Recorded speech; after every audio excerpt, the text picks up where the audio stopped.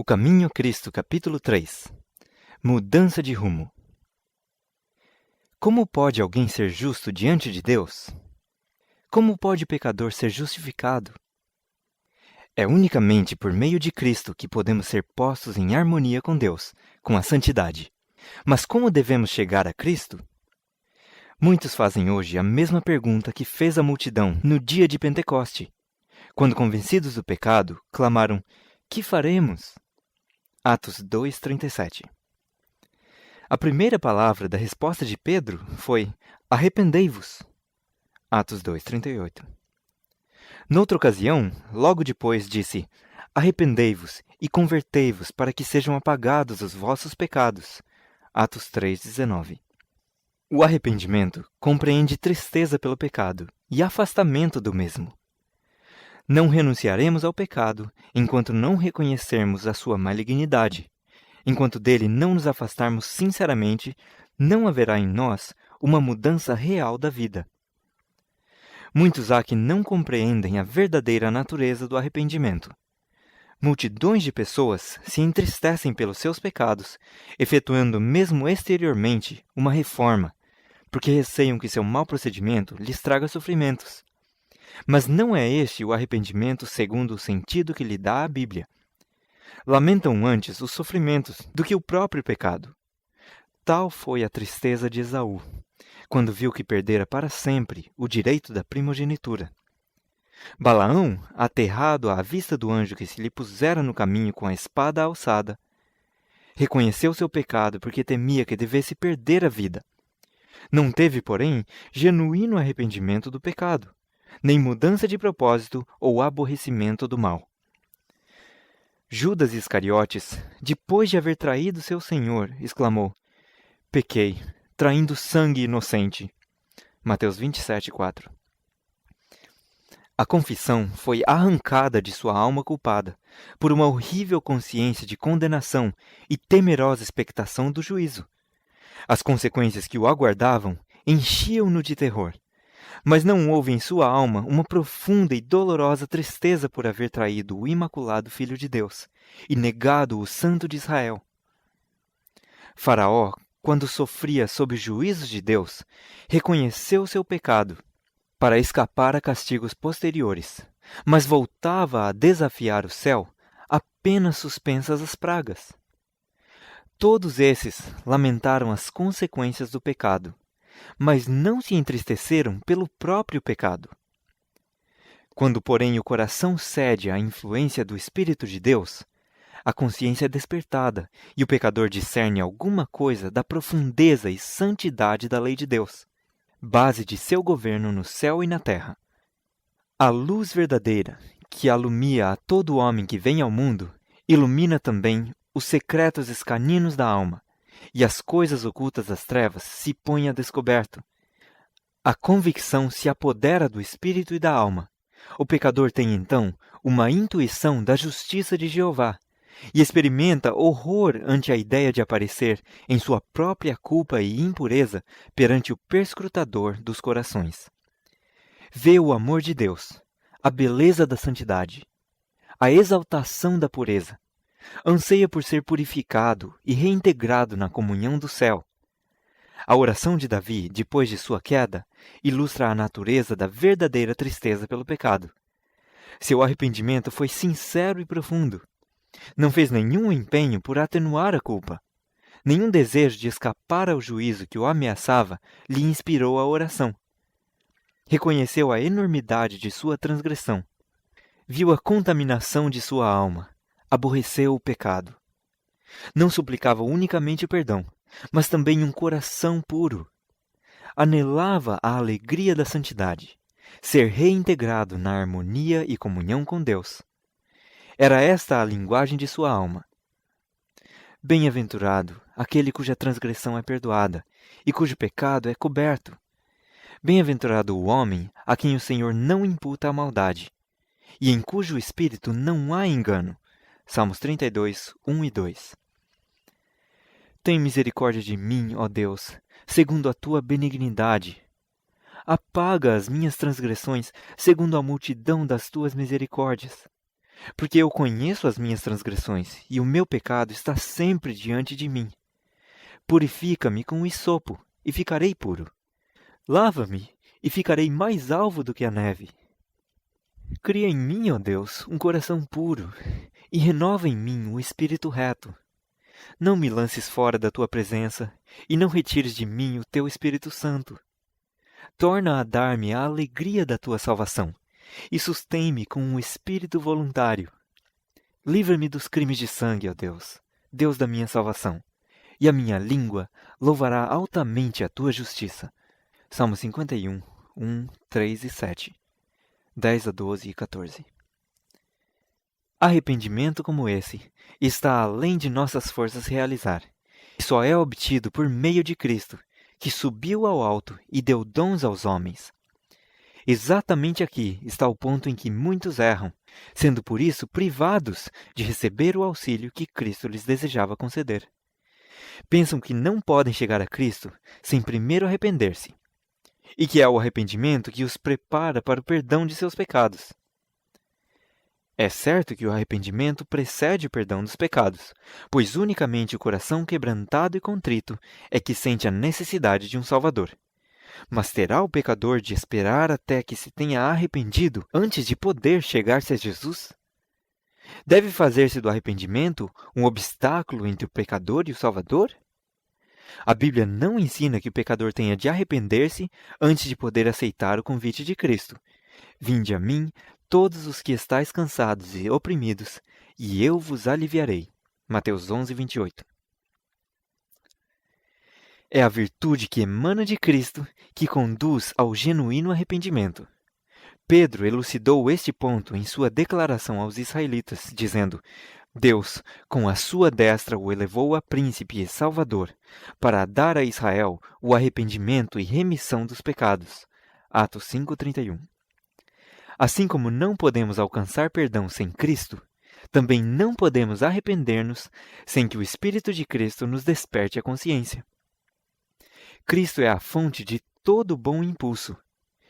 Ele unicamente é capaz de implantar no coração a inimizade contra o pecado. Todo desejo de verdade e pureza, toda convicção de nossa própria pecaminosidade é uma evidência de que seu Espírito está operando em nosso coração. Jesus disse: Eu, quando for levantado da terra, a todos atrairei a mim. João 12:32. Cristo tem de revelar-se ao pecador como Salvador, morto pelos pecados do mundo. E ao contemplarmos o Cordeiro de Deus sobre a cruz do Calvário, começa a desdobrar-se ao nosso espírito o mistério da redenção, e a bondade de Deus nos leva ao arrependimento. Morrendo pelos pecadores, Cristo manifestou um amor que é incompreensível. E esse amor, ao ser contemplado pelo pecador, abranda-lhe o coração, impressionando-lhe o espírito e inspira-lhe à alma contrição. É verdade que os homens às vezes se envergonham de seus caminhos pecaminosos e renunciam a alguns de seus maus hábitos antes de estar conscientes de que estão sendo atraídos a Cristo.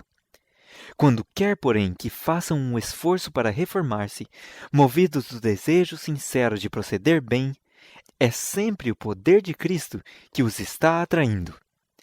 Uma influência para eles desconhecida lhes opera na alma, despertando-lhes a consciência e sua vida exterior emenda-se.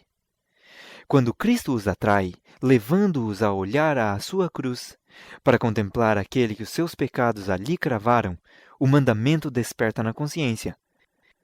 É-lhes revelada a pecaminosidade de sua vida, o pecado que se acha arraigado em sua alma. Começam a compreender alguma coisa da justiça de Cristo e exclamam: que é o pecado que devesse exigir tão grande sacrifício para a redenção de sua vítima?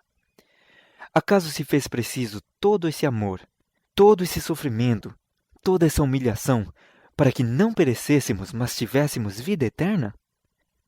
Poderá o pecador resistir a esse amor? Poderá recusar-se a ser atraído para Cristo? Se, porém, não se opuser, será levado para ele.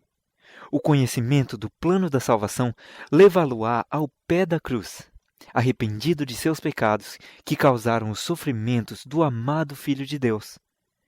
O mesmo poder divino que opera nas coisas da natureza fala ao coração dos homens, neles criando um desejo inexprimível de algo que não possuem. As coisas do mundo não podem satisfazer aos seus anseios. O Espírito de Deus insta com eles, a fim de que só busquem aquelas que unicamente podem proporcionar paz e descanso, a graça de Cristo, a alegria da santidade. Por influências visíveis e invisíveis, nosso Salvador está a operar constantemente para atrair o espírito dos homens dos prazeres do pecado que não satisfazem para as infinitas bênçãos que nele podem possuir. A todas essas almas, que em vão buscam mitigar a sede nas rotas cisternas deste mundo, dirige-se a mensagem divina. Quem tem sede, venha, e quem quiser, tome de graça da água da vida. Apocalipse 22:17. Vós, que suspirais por alguma coisa melhor do que as que este mundo oferece, reconhecei nesse anelo a voz de Deus à vossa alma. Pedi-lhe que vos dê arrependimento, que vos revele a Cristo em seu infinito amor, sua perfeita pureza. Na vida do Salvador, exemplificaram-se perfeitamente os princípios da lei de Deus: amor a Deus e ao homem. Benevolência, amor abnegado eram a vida de sua alma. É quando o contemplamos, quando a luz de nosso Salvador incide sobre nós, que vemos a pecaminosidade de nosso coração. É possível que nos tenhamos lisonjeado, como fez Nicodemos, com a ideia de que nossa vida tem sido justa, nosso caráter moral reto, julgando não termos necessidade de humilhar perante Deus o coração, como um pecador vulgar. Mas quando a luz de Cristo nos ilumina a alma, vemos quão impuros somos. Discernimos o egoísmo dos nossos motivos, nossa inimizade contra Deus, que tem maculado todos os atos de nossa vida. Reconheceremos então que nossa própria justiça é na verdade como trapos imundos, e unicamente o sangue de Cristo nos pode lavar da mancha do pecado e renovar-nos o coração à sua semelhança.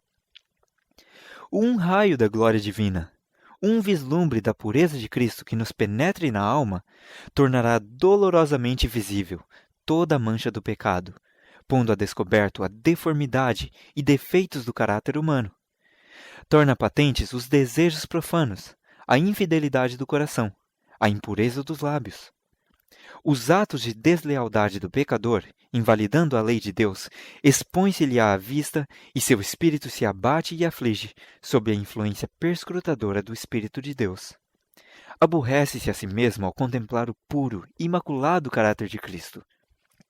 Quando o profeta Daniel contemplou a glória que cercava o mensageiro celeste que lhe foi enviado, ficou dominado de um sentimento de sua própria fraqueza e imperfeição. Descrevendo o efeito da cena maravilhosa, diz ele: não ficou força em mim, e transmudou-se em mim a minha formosura em desmaio, e não retive força alguma. Daniel 10:8.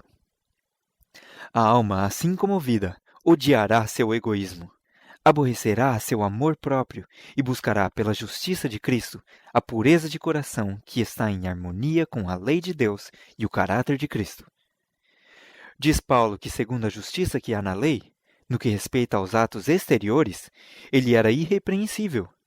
Quando, porém, chegou a discernir o caráter espiritual da lei, reconheceu-se pecador. Julgado pela letra da lei, segundo os homens a aplicam à vida exterior, havia se afastado do pecado. Mas quando olhou as profundezas dos santos preceitos e se viu a si próprio como o via Deus, prostrou-se, humilde, e confessou a culpa. Diz ele: eu, em algum tempo, vivia sem lei, mas vindo o mandamento, reviveu o pecado, e eu morri. Romanos 7:9. Quando viu a natureza espiritual da lei, o pecado se lhe apresentou em toda a sua verdadeira hediondez, e desvaneceu-se-lhe o amor próprio. Deus não considera todos os pecados igualmente graves. Há aos seus olhos, como aos do homem, gradações de culpa. Por mais insignificante, porém, que este ou aquele mau ato possa parecer aos olhos humanos, pecado algum é pequeno à vista de Deus. O juízo do homem é parcial, imperfeito, mas Deus avalia todas as coisas como são na realidade.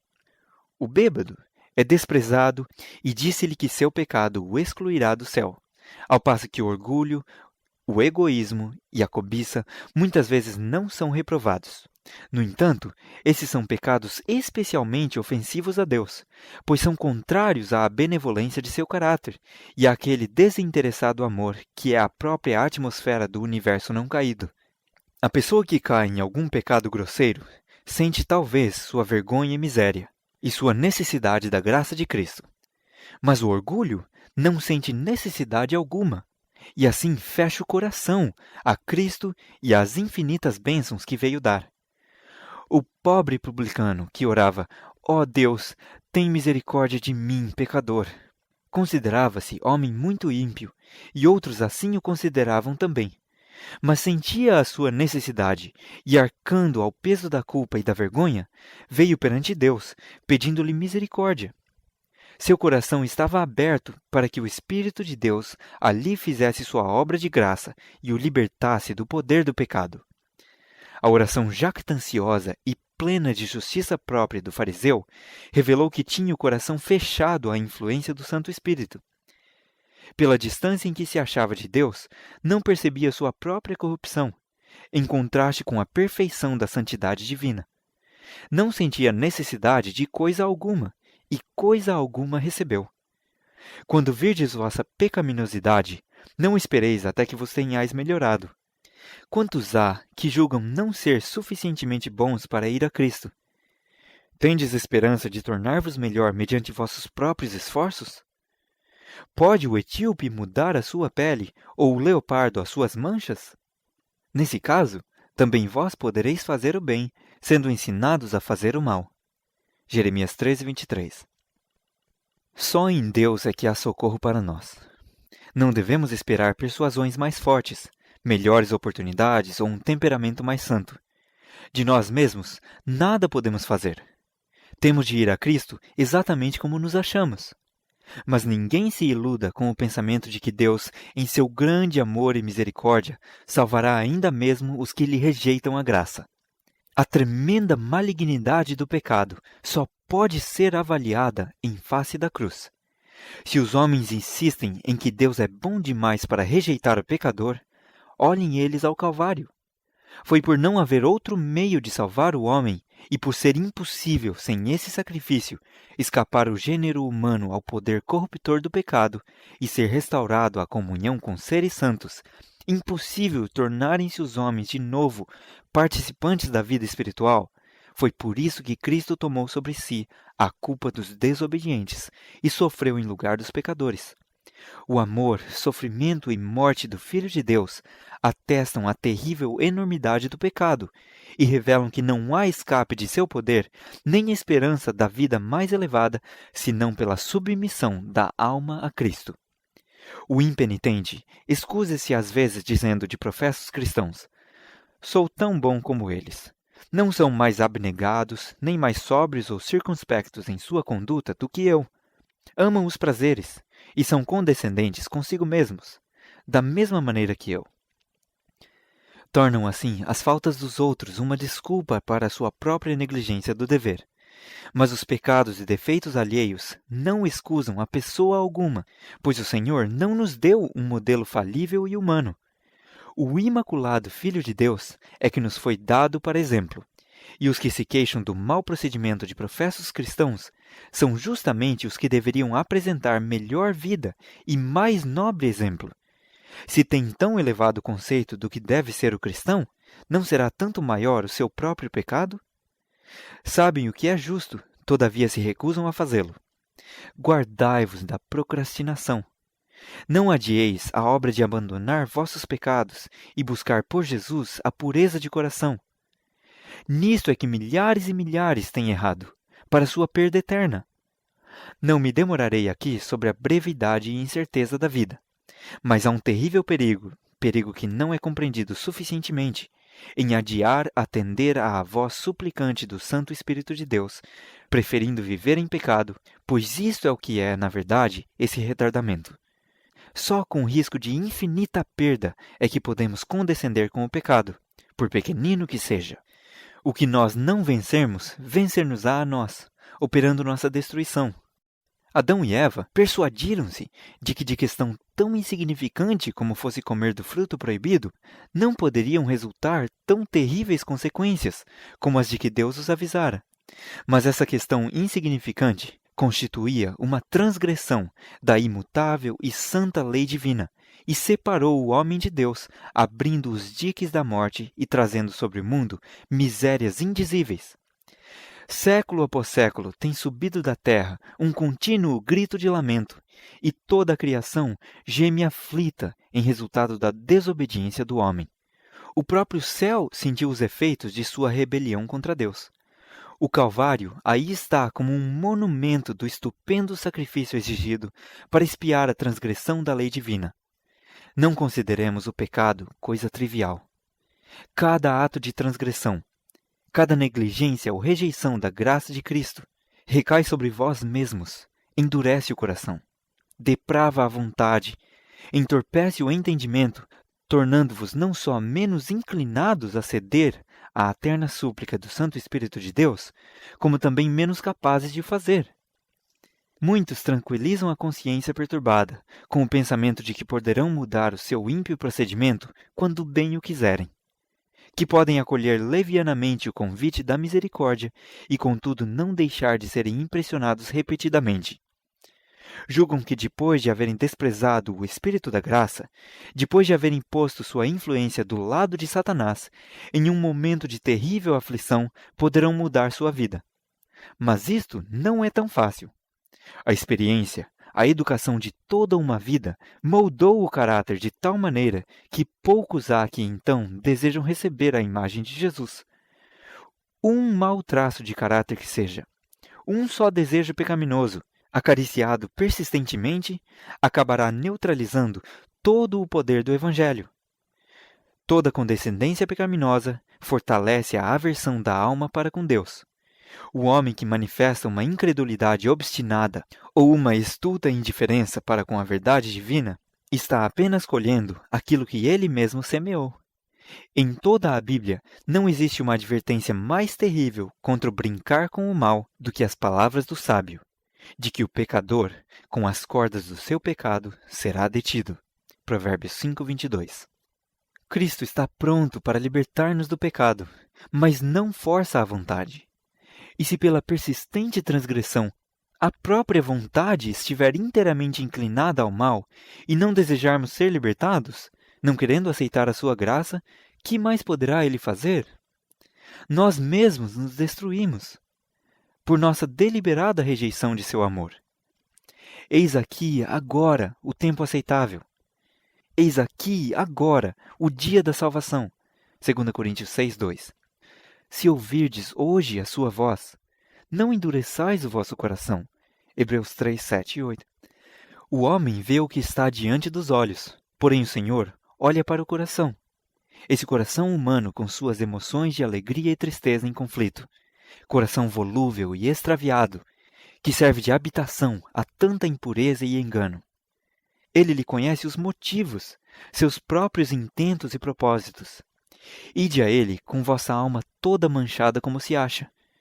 Como o salmista, abri de par em par suas câmaras aos olhos que tudo veem, exclamando: sonda-me, ó Deus, e conhece o meu coração.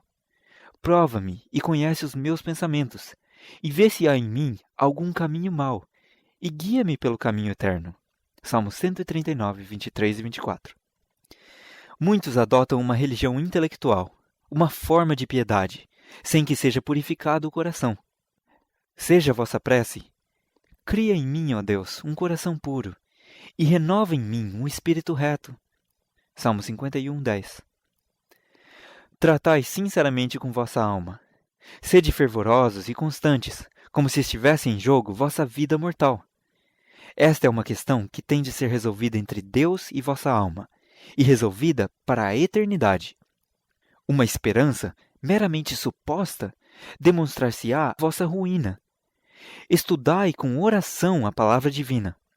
Ela vos apresenta, na lei de Deus e na vida de Cristo, os grandes princípios da santidade, sem a qual ninguém verá o Senhor. Hebreus 12, 14.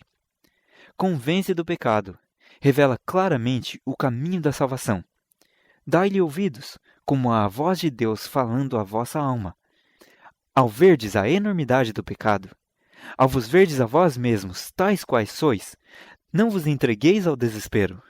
Foi para salvar a pecadores que Cristo veio. Não somos nós os que devemos reconciliar a Deus conosco.